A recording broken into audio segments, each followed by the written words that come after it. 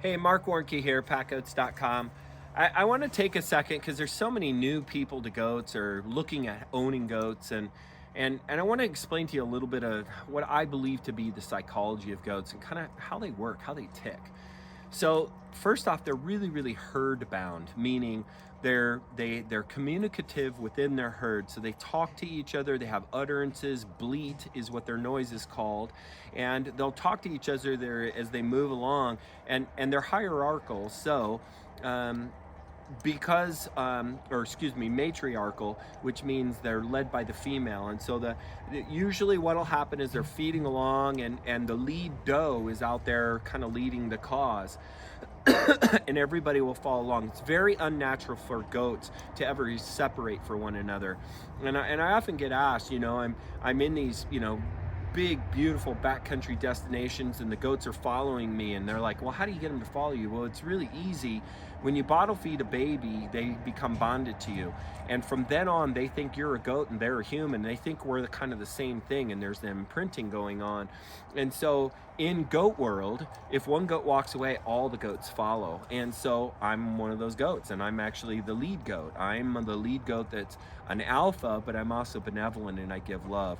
Traditionally in the goat hierarchy, the lead goat's actually the most brutal. He's the one that beats everybody off the food, and everybody's scared of him. But because I'm the alpha, yet I'm gentle and I'm kind and loving, there's a really special bond that happens with goats.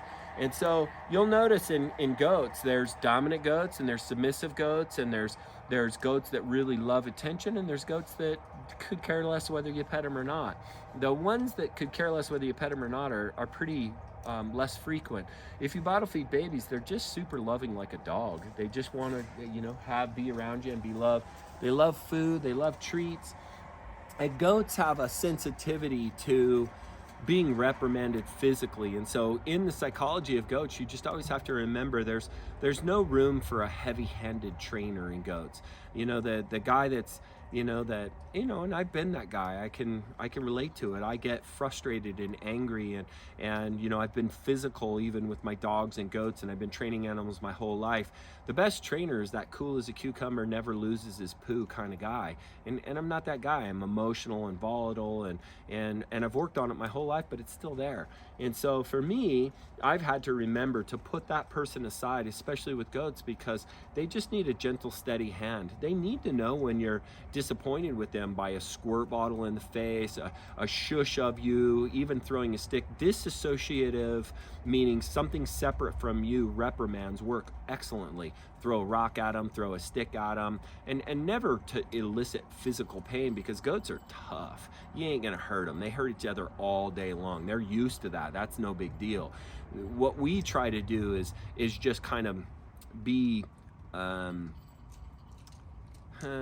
more of like a nuisance. They don't, I try to be a nuisance to them. They don't want to be squirted. They don't really like a stick thrown at them. It's never that we're using pain. And so their pain and pleasure, just like dogs, they love to be loved. They love to be, have that energy that you can give them when they're approved of, and they don't like it when they're reprimanded. They just don't. And so I use that to train these guys. They all know their names. They know, goats, and they'll all come running. I mean, you'll see they're all used to that command. So all of them right now are kind of in this Zen mode. I just actually drew blood on them all, but watch all their heads pop up at once. Goats! So they all know that means we're about ready to go do something. And so, goats! Come on, boys. Goats! So some of them will start to step over. Everybody's a little cautious of Merciless. Merciless is the closest, and everybody's going to be kind of like, whoa, is Merciless moving or not?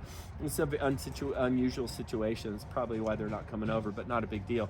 Anyway, they're a responsive animal that's super trainable and tons of personality. They love. They get their feelings hurt. One thing that you might find interesting in speaking about kind of the psychology of goats, I'm not a fluffy...